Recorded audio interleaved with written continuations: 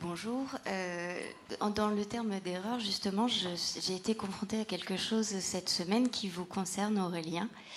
Je m'amuse beaucoup à découvrir qui fait quoi sur LinkedIn et je vous ai en abonné. Et donc, je ne sais pas si c'est vous, parce qu'il y a eu quelque chose où vous êtes intervenu, si c'est vous, mais je ne sais pas si c'est vous, pour parler du fait qu'il y a eu un tableau, une fois de plus, aspergé avec une vitre. Et donc, le Aurélien Barraud qui intervenait disait ouais, bon, c'est pas grand-chose par rapport à la fin du monde, en gros. Mais comme le Aurélien Barraud a utilisé des termes qui ne sont pas habituellement les vôtres, il y a quelqu'un qui est venu dire à tout le monde « Mais arrêtez, c'est pas Aurélien Barraud, c'est le faux Aurélien Barraud ». Et en fait, cette personne a fait vraiment une fixation assez incroyable.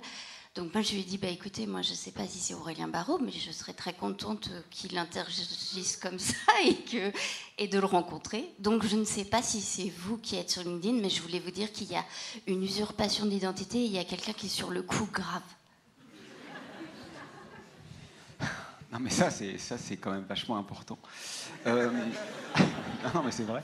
Non, mais vous avez raison. Enfin, je veux dire, Aurélien Barraud, il s'exprime avec des mots châtiés, il est jamais incorrect, il sort jamais des sentiers battus, puis il est professeur d'université quand même. Bon, ça met le mec dans une case, quoi.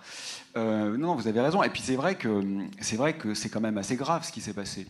Enfin, c'est vrai, c'est grave quand on y pense. Il y a quand même des gens qui ont osé, dans un musée, mettre un peu de soupe sur une vitre. Enfin, moi, je pense quand même qu'il faut être plein d'empathie avec les vitres.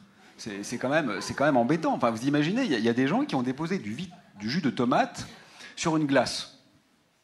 Moi, je pense quand même qu'il y a de quoi s'indigner. Quand on pense à ce qui se passe aujourd'hui dans le monde, on se dit vraiment, oui, c'est normal que notre priorité soit là. Il n'y a pas de guerre, il n'y a pas de génocide, il n'y a pas d'écroulement écologique, il n'y a pas d'enfants qui meurent.